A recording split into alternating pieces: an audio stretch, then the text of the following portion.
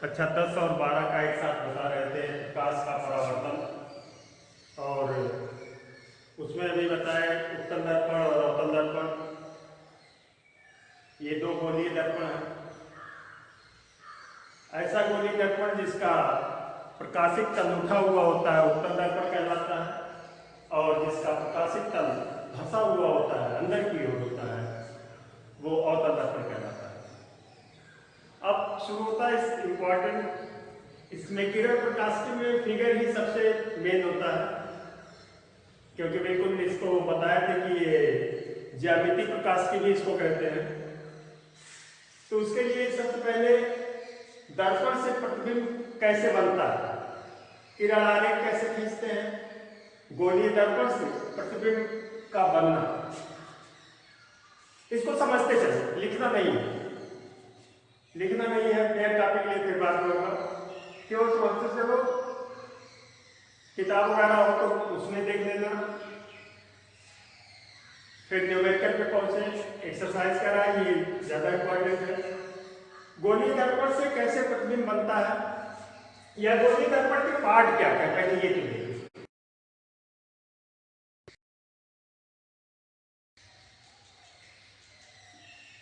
ये अवतल दर्पण और ये उत्तल दर्पण, दोनों में देख रहे हो प्रकाशिक तल बाएं तरफ है, क्योंकि नियम होता है प्रकाश में, किरण प्रकाश की में कि हमेशा प्रकाशित तल को बाएं तरफ रखते हैं, क्योंकि वस्तु को हमेशा इसमें बाईं तरफ ही रखते हैं। दर्पण के मध्य बिंदु को ध्रुव कहते हैं, और टी से लिखते हैं। गोलीय दर्पण जिस खोखले गोले का भाग होता है, बताया था कि गोलीय दर्पण जो भी बनते हैं चाहे उत्तल हो चाहे अवतल हो, ये कांच के खोखले गोले को काट के बनाया गया होता है। तो ये गोलीय दर्पण जिस खोखले गोले का भाग होता है, ये गोला ऐसे रहा होगा, जिस खोखले गोले का भाग होता है, इस गोले का केंद्र दर्पण का वक्रता केंद्र कहलाता है। उसमें बाईं तरफ, इसमें गोला इधर बनेगा, इस वजह से इसमें दाईं तरफ। गोलीय दर्पण जिस खोखले गोले का भाग होता है, उस गोले का केंद्र दर्पण का वक्रता केंद्र कहलाता है। सी से प्रदर्शित करते हैं। पीसी को मिलाने वाली रेखा, पीसी को मिलाने वाली रेखा को मुख्य अक्ष कहते हैं। पीसी को मिलाने वाली रेखा को मुख्य अक्ष कहते हैं, मतलब ध्रुव और वक्रता केंद्र को मिलाने वाली रेखा मुख्य अक्ष कहते हैं।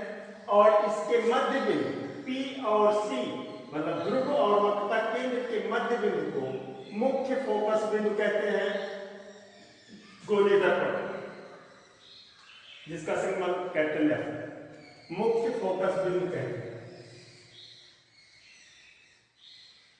ये इतना इसमें इंपॉर्टेंट है इसके पार्ट में। अब देखते हैं कि प्रतिबिंब अगर बनाना हो, चाहे अवतल दर्पण से बनाना हो या उत्तल दर्पण से बनाना हो, प्रतिबिंब अगर बनाना है तो किस तरह से किरण खींचेंगे। तीन रास्ते, तीन मार्ग बता रहे हैं जहां से हम किरण आती, तो असंख्य किरणें आती हैं, असंख्य किरणें आती हैं, हर रास्ते से आती हैं, लेकिन अब उतना कोई आवश्यकता नहीं होता है। हमको प्रतिबिंब, किसी भी वस्तु का प्रतिबिंब बनाने के लिए, वो चाहे लेंस हो चाहे दर्पण हो, दोनों के लिए लागू है। किसी भी वस्तु का प्रतिबिंब बनाने के लिए हमको दो किरणों की आवश्यकता होती है, कम से कम दो किरणों का, ज्यादा से ज्यादा तो असंख्य किरणें होती हैं, तो उसकी भी आवश्यकता नहीं है। दो से अगर काम चल रहा है, कम से कम दो किरणों का आवश्यकता होता है। दोनों किरणें परावर्तन के पश्चात जिस बिंदु पर काटती हैं या जिस बिंदु से आती हुई प्रतीत होती है, वहां पर प्रतिबिंब बनता है। तो दो किरणें चाहिए हमको। तो अब दो किरणों के लिए तीन रास्ते हम बता रहे हैं कि तीन रास्ते याद कर लो, ध्यान दे दो कि कौन से तीन रास्तों से हम किरण ले आए, जिसके बारे में हमको I = R, कोण I = कोण R, जो परावर्तन का नियम है उसको फॉलो करेंगे। पहला रास्ता ये मुख्य अक्ष है। अगर कोई प्रकाश किरण मुख्य अक्ष के समांतर आती है, इस दिशा में अगर कोई प्रकाश किरण मुख्य अक्ष के समांतर आती है, वैसे इसमें भी अगर कोई प्रकाश किरण मुख्य अक्ष अक्ष के समांतर आती है। अब ये फिक्स है, ये इधर से आया कि ये नहीं कि यहाँ टकराया तो चाहे जहां से घुमा दिए चाहे जिधर से निकाल दिए, ऐसा नहीं होता, क्योंकि I बराबर R उसकी इसीलिए ये तीन रास्ते इंपॉर्टेंट है कि जिससे कंफर्म रहता है कि I बराबर R को फॉलो करेगा। अगर कोई प्रकाश किरण मुख्य अक्ष के समांतर आता है तो कंफर्म है कि परावर्तन के पश्चात वो फोकस बिंदु से होकर जाएगा। होकर जाएगा का मतलब अवतल दर्पण में, उसमें नहीं जाएगा, क्योंकि उसमें तो किरण पार ही नहीं कर सकता है, दूसरी तरफ तो कलई लगा हुआ है तो उसको पार नहीं करेगा। तो उसके बारे में भी बता रहे हैं, पहले इसको देखो। अगर अवतल दर्पण में अगर कोई प्रकाश किरण मुख्य अक्ष के समांतर आपतित होता है दर्पण पर, तो दर्पण से परावर्तन के पश्चात वो फोकस बिंदु से होकर जाता है। उत्तल दर्पण में क्या होगा, अगर कोई प्रकाश किरण मुख्य अक्ष के समांतर आपतित होता है तो परावर्तन के पश्चात वो ऐसे चला जाता है और ये प्रतीत होता है कि ये फोकस बिंदु से आ रही है, ये फोकस बिंदु से आ रही है। उत्तल दर्पण में होता है यदि कोई प्रकाश किरण मुख्य अक्ष के समांतर आपतित होता है तो दर्पण से परावर्तन के पश्चात फोकस बिंदु से आती हुई प्रतीत होती है। ये इस दिशा में आ रही है, लगता है कि ये फोकस से आ रही है, ऐसा प्रतीत होता है। इसमें सभी किरणों को आभास से परावर्तन के बाद सारी किरणें आभास की जाती हैं कि किस बिंदु से आ रही है। इसी वजह से उत्तल दर्पण में जो प्रतिबिंब बनता है वो हमेशा आभासी बनता है। अवतल दर्पण में तो कंडीशन लागू होगा, लेकिन उत्तल दर्पण में हमेशा आभासी प्रतिबिंब बनता है। पहला रास्ता। दूसरा रास्ता भी इसी फिगर पे बता दे रहे हैं, इसी फिगर पे बता दे रहे हैं कि अगर कोई इसकी दिशा बदल दे रहे हैं, अगर कोई प्रकाश किरण फोकस बिंदु से होकर आती है, ऐसे चाहते तो इसको मिटा के फिर से ऐसे बनाते हैं, लेकिन जल्दी हो जाएगा इस वजह से करें। अगर कोई प्रकाश किरण फोकस बिंदु से होकर आ रही है तो परावर्तन के पश्चात वो मुख्य अक्ष के समांतर लौट जाएगा। दिशा बदल गया, बिल्कुल एक दूसरे को उल्टा है, केवल दिशा इसका चेंज हो गया। मुख्य अक्ष के समांतर तो फोकस बिंदु से, फोकस बिंदु से तो मुख्य अक्ष के समांतर परावर्तन के पश्चात, ये नियम होता है। इसमें भी उसी चीज को कहेंगे कि अगर कोई प्रकाश किरण, तो फोकस बिंदु इसमें उधर है, फोकस बिंदु से तो होकर कोई किरण आ नहीं सकती है, तो इसमें कहेंगे कि अगर कोई प्रकाश किरण फोकस बिंदु की ओर आती है, यार यहां से लग रहा है फोकस बिंदु की ओर आएगी, अलग बात है कि इसको पार नहीं कर पाएगा। अगर कोई प्रकाश किरण फोकस बिंदु की तरफ आती है तो परावर्तन के पश्चात वो मुख्य अक्ष के समांतर लौट जाती है। दोनों के लिए फिर से अलग अलग। यदि कोई प्रकाश किरण अवतल दर्पण के लिए, यदि कोई प्रकाश किरण फोकस बिंदु से होकर आती है तो परावर्तन के पश्चात वो मुख्य अक्ष के समांतर चली जाती है। उत्तल दर्पण के लिए, यदि कोई प्रकाश किरण फोकस बिंदु की तरफ आती हुई प्रतीत होती है, यदि कोई प्रकाश किरण फोकस बिंदु की तरफ आती हुई प्रतीत होती है, इसके आगे नहीं आएगी, लेकिन यहां से प्रतीत हो रहा है कि फोकस की तरफ आ रही है, फोकस बिंदु की तरफ आती हुई प्रतीत होती है, तो परावर्तन के पश्चात, यहां से परावर्तन के पश्चात वो मुख्य अक्ष के समांतर लौट जाती है। दो रास्ते हो गए। तीसरा,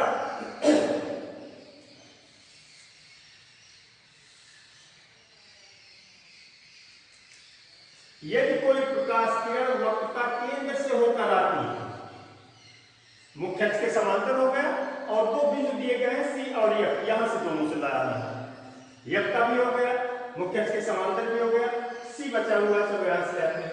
अगर कोई प्रकाश किरण वक्रता केंद्र से होकर आती है, इसमें क्या होगा, यदि कोई प्रकाश किरण वक्रता केंद्र की तरफ आती हुई प्रतीत होती है, यदि कोई प्रकाश किरण वक्रता केंद्र की ओर आती है अवतल दर्पण में या आती हुई प्रतीत होती है उत्तल दर्पण में, तो दर्पण से परावर्तन के पश्चात दर्पण से परावर्तन के पश्चात वापस उसी मार्ग से लौट जाती है। तो दर्पण से परावर्तन के पश्चात वो वापस उसी मार्ग से लौट जाती है। तीन रास्ते हुए, इन्हीं तीनों में से प्रतिबिंब बनाने के लिए किन्हीं भी जो सुगम हो, जो लगे कि यहाँ से ऐसा संभव हो सकता है, उसका भी कंडीशन बताएंगे कि कब कैसे क्या क्या संभव होता है।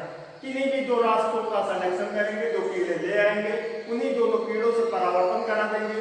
जहां पर वो दोनों कीड़े काट देंगी या काटते ही प्रतीत हो जाएगी, वहां पर उस वस्तु का वास्तविक या आभासी प्रतिबिंब बन जाएगा।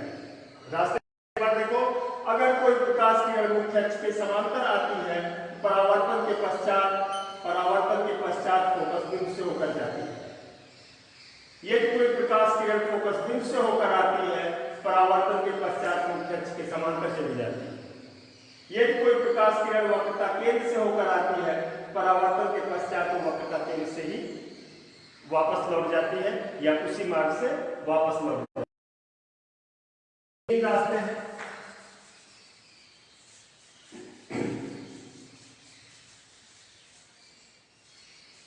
अब प्रतिबिंब जो बनेगा, प्रतिबिंब दो प्रकार के बनते हैं,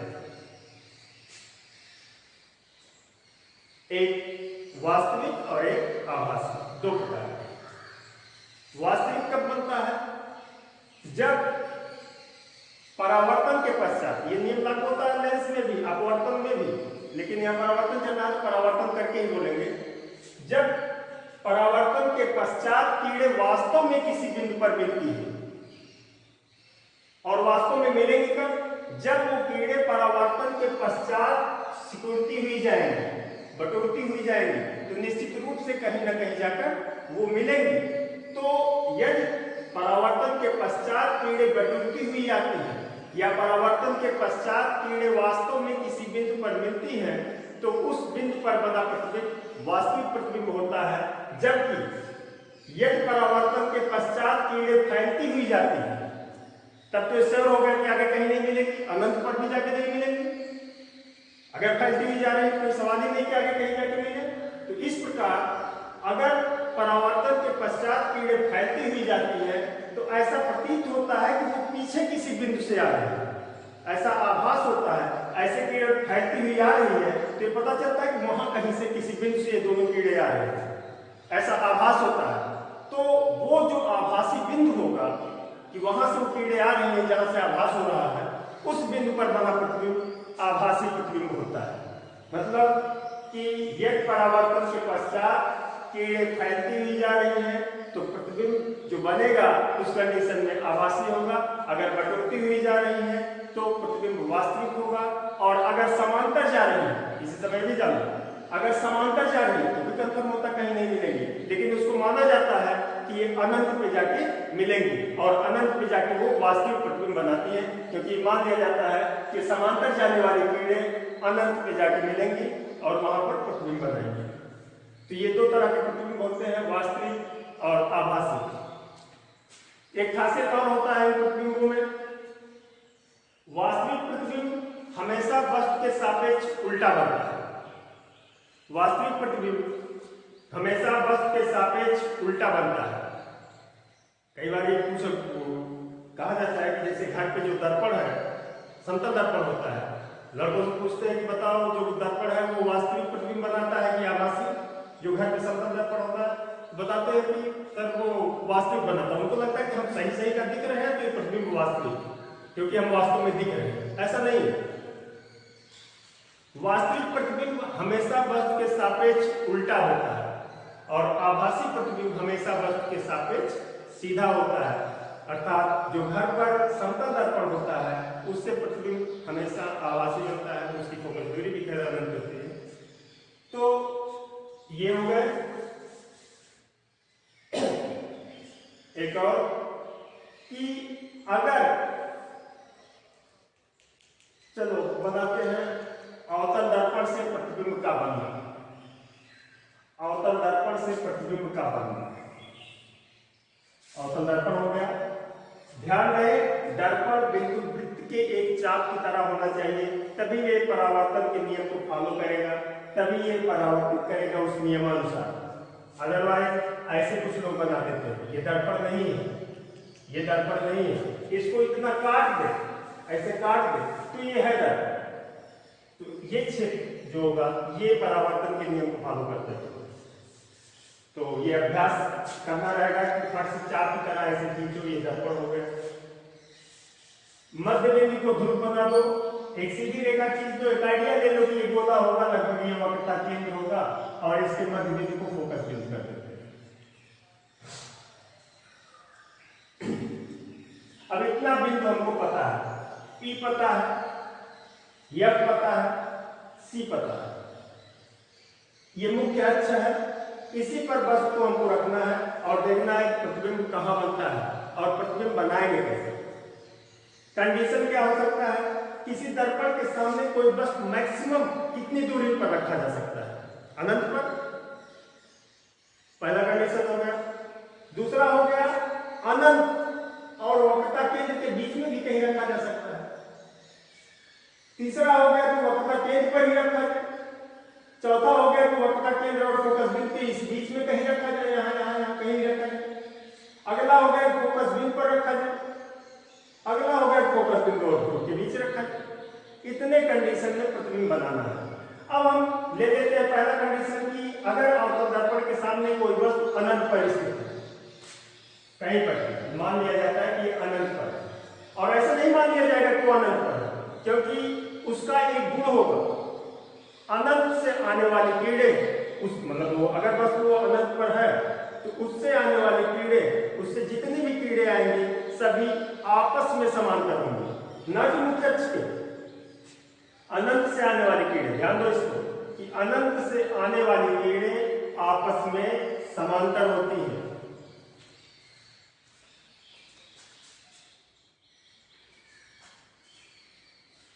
अनंत से आने वाली किरणें आपस में समांतर होती हैं। अब हमको दो किरणें चाहिए, दो समांतर, और रास्ते तीन हैं, या तो F से लेके आए, या तो C से लेके आए, या फिर मुख्य अक्ष के समांतर लेके आए। अब पहला देखो गलती क्या कर देते हैं, अगर हम मुख्य अक्ष के समांतर लेते हैं, पहला अगर लेते हैं मुख्य अक्ष के समांतर, तो ये कंफर्म हो गया कि अब दूसरा किरण जो आएगा फोकस बिंदु से आएगा या वक्रता केंद्र से आएगा। दोनों रास्तों से अगर आएगा तो मुख्य अक्ष के समांतर या इस किरण के समांतर वो नहीं हो सकता, अर्थात हमको ये वाला किरण नहीं ले आना है। अनंत पे वस्तु रखे हैं तो मुख्य अक्ष के समांतर हमको नहीं ले आना है इस अवतल दर्पण में, क्योंकि हमको वहां से दो समांतर किरणें ले आनी है। तो ये संभव है कि ये C से आए और ये F से आए, इस तरह से।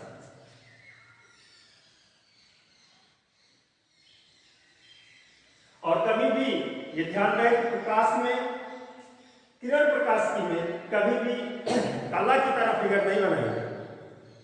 सिस्टमेटिक जो परावर्तन का नियम है, जो प्रकाश का नियम है, उस नियम के तहत बनाएंगे। अपने आप प्रतिबिंब जहां बनना होगा सही जगह पर बन जाएगा, लेकिन नियम पता हो कि अब यहां से इन किरणों से ही पता चलता है अनंत।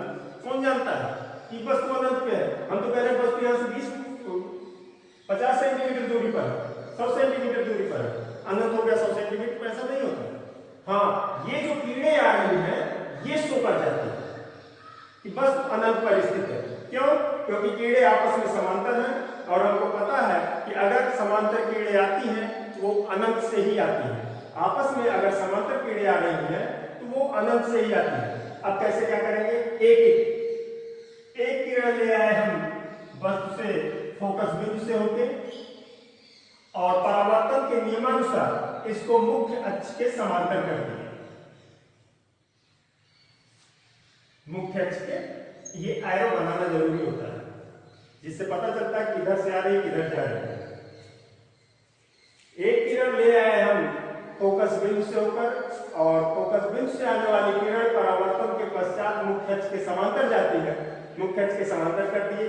दूसरा किरण ले आए हम वक्रता केंद्र से, अब ये दोनों आपस में समांतर भी हैं जैसा कि अनंत के लिए नियम है। ये वक्रता केंद्र से होकर लेके आए और बताए थे कि वक्रता केंद्र से होकर आने वाली किरण परावर्तन के पश्चात वापस उसी मार्ग से लौट जाती है। वक्रता केंद्र से होकर आने वाली किरण परावर्तन के पश्चात वापस उसी मार्ग से लौट जाती है। परावर्तन के बाद ये दोनों किरणें यहां पर काटी और वास्तव में काटी हुई। इस वजह से कंफर्म होगा कि प्रतिबिंब वास्तविक बनेगा। यहां पर प्रतिबिंब बना देते हैं। ध्यान रहे वस्तु का आधार हमेशा मुख्य अक्ष पर, यहां आधार इसका, ये नहीं कि ऐसे बना देंगे उल्टा कर देंगे, ये नहीं, आधार हमेशा मुख्य अक्ष पर ही है। अब इस प्रतिबिंब की प्रकृति बताना है। प्रतिबिंब बन गया, अवतल दर्पण था, अवतल दर्पण के सामने वस्तु अनंत पर स्थित था।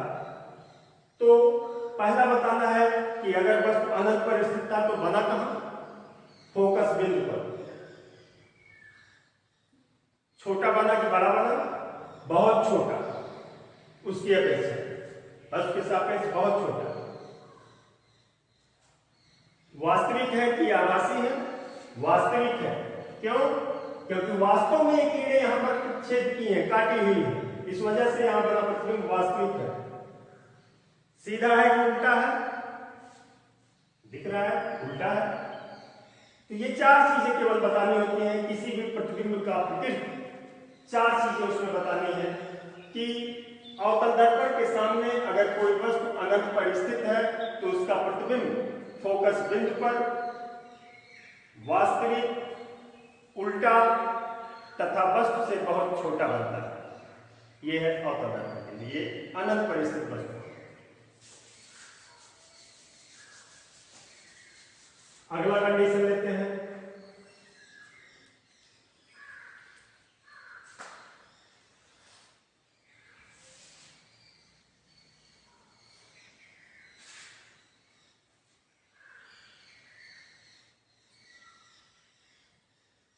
ध्यान रहे कि यह बिल्कुल बीचों बीच लेंगे तभी सही आएगा।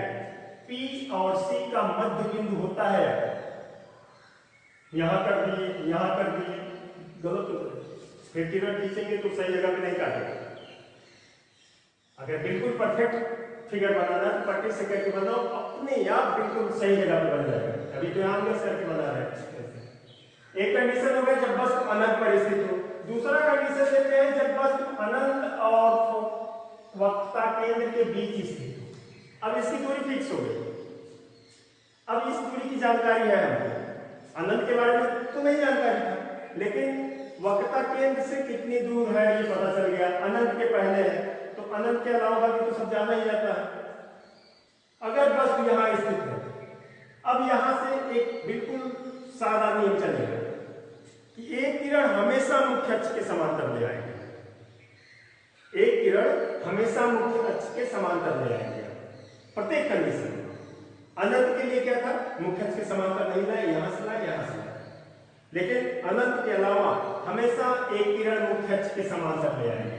बेंच चटपट से ले आओ मुख्य अक्ष के समांतर, परावर्तन कराओ, यहां से फोकस बिंदु से होकर चला जाएगा। दूसरा हम चाहे तो C से लाए, चाहे तो F से लाए। C वाला ज्यादा आसान होता है क्योंकि दो कीड़े नहीं खींचनी होती, एक में हो जाता है।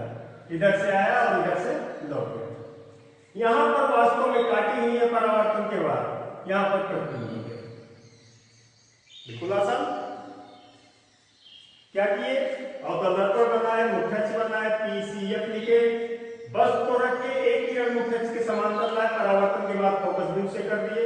दूसरा वक्रता केंद्र से लेकर आए और उसी मार्ग से वापस कर दिए। जहां पर काटा वहीं पर प्रतिबिंब बना। अब इस प्रतिबिंब की प्रकृति क्या होगी कि जब वस्तु अवतल दर्पण के सामने जब वस्तु अनंत और वक्रता केंद्र के बीच स्थित होता है तो उसका प्रतिबिंब फोकस बिंदु और वक्रता केंद्र के बीच, बीच का मतलब बीचों बीच ना समझना, बीच का मतलब कहीं भी, उसी बीच में, तो उसका प्रतिबिंब फोकस बिंदु और वक्रता केंद्र के बीच वास्तविक, उल्टा और वस्तु से छोटा बनता है। एक चीज और देखते जाना, जैसे जैसे वस्तु की दूरी, वस्तु अनंत में था, प्रतिबिंब यहां बना था दर्पण के करीब, यहां। जैसे जैसे वस्तु को हम करीब लाते जाएंगे प्रतिबिंब की दूरी बढ़ती जाएगी दर्पण से। वस्तु को हम दर्पण की ओर ले जाएंगे, प्रतिबिंब दर्पण से दूर जाएगा। वस्तु को हम दर्पण से दूर ले जाएंगे, प्रतिबिंब दर्पण के पास आएगा। ऐसा होता है। चलो अगला कंडीशन।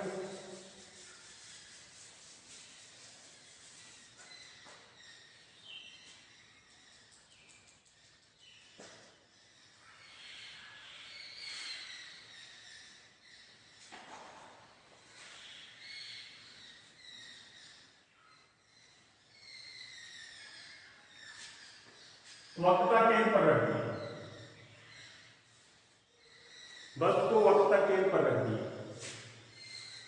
बिल्कुल सिंपल सा, देखते चलो। लगातार सब वही फिगर बनाना। एक किरण मुख्य अक्ष के समांतर, परावर्तन के पश्चात फोकस बिंदु। अब तो यहां से सिखा नहीं सकते हैं, जाहिर सी बात है कि रास्ता बचा हुआ है, मजबूरी है वहीं से लाना है। एक किरण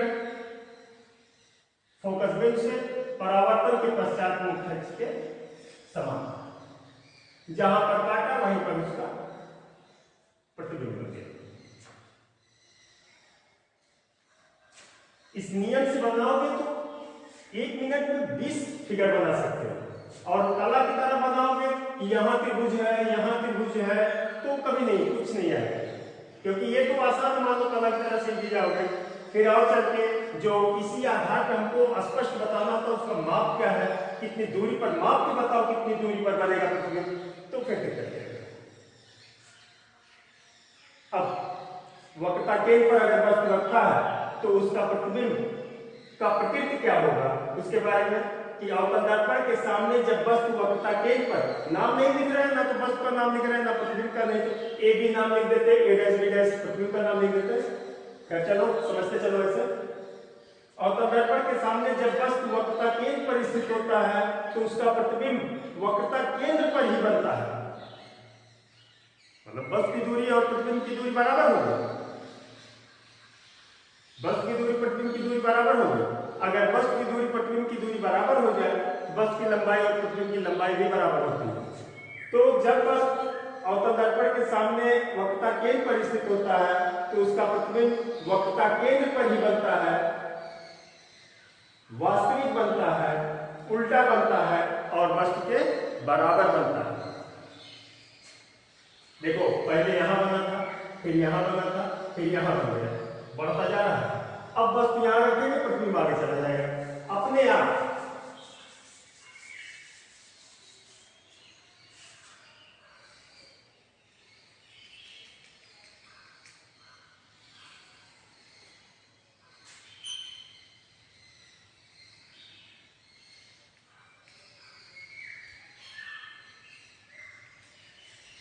वस्तु रख दिए अवतल दर्पण के सामने, स्थित क्या वस्तु, फोकस बिंदु और वक्रता केंद्र के बीच।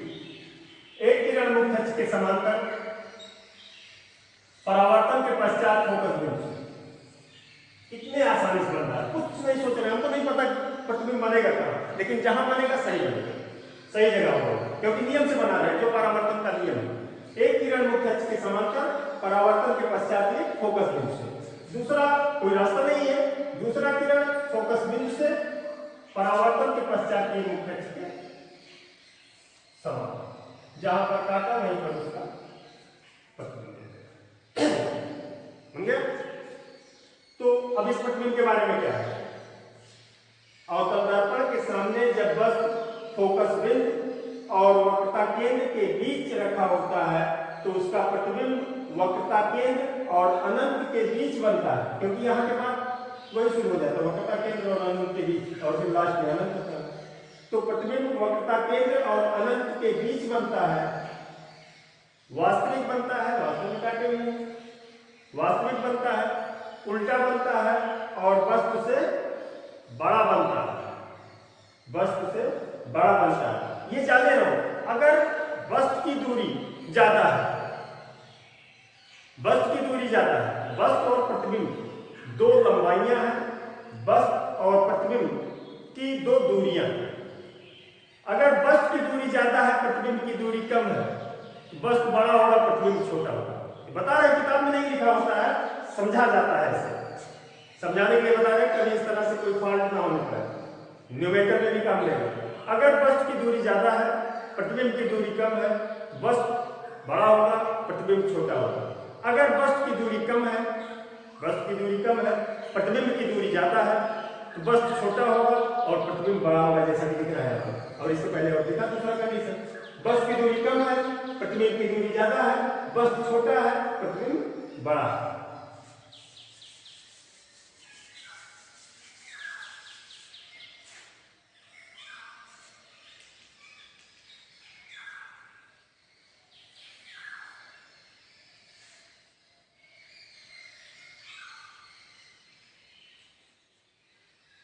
फोकस बिंदु पर रख दी वस्तु।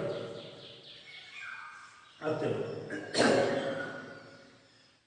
एक में सोचना ही नहीं, मुख्य अक्ष के समांतर चला गया और परावर्तन के पश्चात फोकस बिंदु से चला गया। एक रास्ता का प्रयोग हो गया, दूसरे रास्ते पर वस्तु नहीं रखा तो उधर से किरण जा नहीं सकती। बचा क्या? तीसरा रास्ता। अब इसको हमको ये दिखाना है कि ये किरण ऐसे इस दिशा में इसको ले जाए कि ये वक्रता केंद्र से आती जाती हुई प्रतीत हो,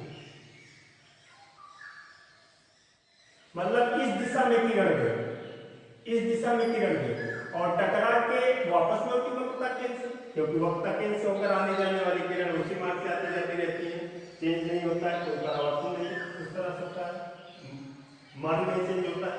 तो ये इस दिशा में ले गए, इसको टारगेट बनाते हैं और फिर वापस उसी दिशा में वापस कर देंगे। तो देख रहे हैं कि ये दोनों किरणें आपस में समांतर जा रही हैं।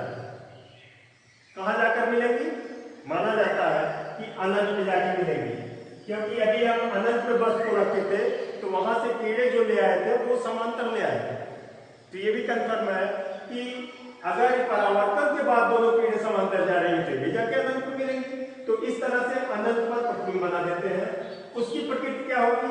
जब वस्तु को अवतल दर्पण के सामने जब वस्तु को फोकस बिंदु पर रखते हैं तो उसका प्रतिबिंब अनंत पर वास्तविक, उल्टा और वस्तु से बहुत बड़ा बनता है, वस्तु से बहुत बड़ा बनता है। अगला कंडीशन, एक लास्ट कंडीशन है,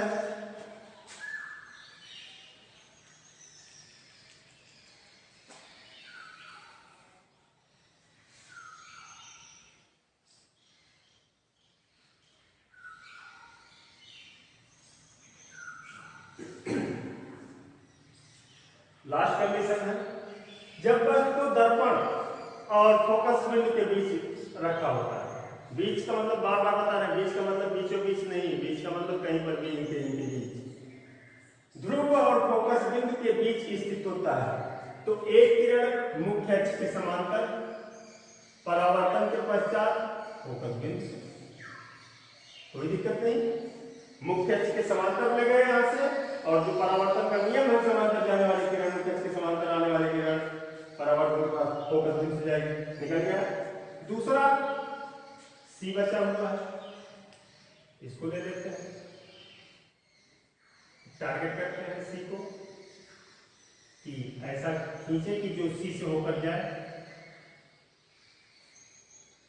तो इस दिशा में किरण को ले जाते हैं तो ये टकरा के ऐसे लौटता है, ऐसे लौटता है। अभी बताए थे, अब क्या दिख रहा है कि परावर्तन के बाद वाली दोनों किरणें फैलती हुई दिखाई दे रही हैं। तो ये क्या आगे जाके मिलेंगी? कहीं नहीं मिलेंगी, कहीं यही स्पष्ट हो जाता है कि आगे कहीं नहीं मिलना है इनको, क्योंकि ये फैलती हुई जा रही है, आगे और दूरी बढ़ती जाएगी। तो यहां से प्रतीत क्या होता है, ये जो दोनों किरणें आ रही है ये पीछे स्थित किसी बिंदु से आ रही है, तो इन किरणों को पीछे ऐसे बढ़ाते हैं, डाट डाट करते हैं। ऐसा आभास होता है कि परावर्तन के बाद जब दोनों किरणें फैलती हुई जाती हैं तो ऐसा आभास होता है कि ये जो दो किरणें आ रही हैं ये निश्चित है कि किसी बिंदु से निकली होंगी। तो वो बिंदु कहाँ है? तो वो बिंदु आभास होता है कि ऐसे पीछे कहीं है, तो किरणें आ रही है, फैलती हुई जा रही है। तो जो ये आभासी बिंदु मिलता है, इस बिंदु पर जो प्रतिबिंब बनता है वो आभासी प्रतिबिंब होता है। इसके बारे में क्या बताएंगे कि जब अवतल दर्पण के सामने जब वस्तु ध्रुव और फोकस बिंदु के बीच स्थित होता है तो उसका प्रतिबिंब कहाँ बना? दर्पण के पीछे, जैसे तुम्हारे घर वाले दर्पण में बनता है, समतल दर्पण में, उससे हमेशा आभासी बनता है। दर्पण के पीछे आभासी सीधा भी बना हुआ है, आभासी जब भी बनेगा तो सीधा बनेगा, आभासी सीधा तथा वस्तु से बड़ा बनता है। तो ये आभासी का कंडीशन बता दे रहे हैं, क्योंकि उत्तल दर्पण में हमेशा आभासी बनता है। दोनों आभासी प्रतिबिंबों में अंतर क्या होता है कि अवतल दर्पण से बना आभासी प्रतिबिंब हमेशा वस्तु के सापेक्ष बड़ा होता है। अवतल दर्पण से जब भी आभासी प्रतिबिंब बनेगा तो हमेशा वस्तु के सापेक्ष वो बड़ा होगा। उत्तल दर्पण में इसका उल्टा होता है, उत्तल दर्पण में हमेशा आभासी बनता है और हमेशा वस्तु से छोटा होता है। बस अब आज इतने के लिए, फिर कल उत्तल दर्पण का और सारा देखिए।